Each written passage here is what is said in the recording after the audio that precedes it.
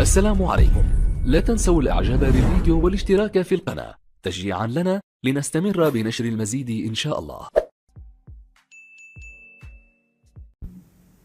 قناة 90 دقيقة تأتيكم بآخر أخبار عن الترجي التونسي. لجنة الانضباط تحتم مصير طعن الترجي التونسي على قرار الحرمان.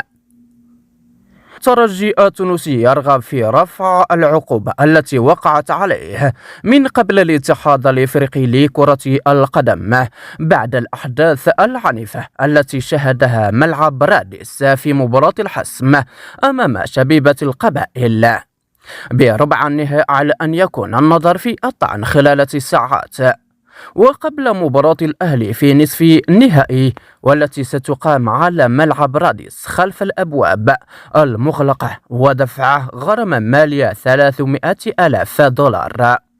والأهلي والترجي سيكون على موعد يوم الجمعة المقبل في 10 مساء ضمن منافسة نصف النهائي دوري أبطال إفريقيا على ملعب رادس دون حضور جماهير، وتنفيذ القرار الاتحاد الإفريقي الذي أكد على التنفيذ الفوري لإيقاف الجماهير في المباراتين المقبلتين.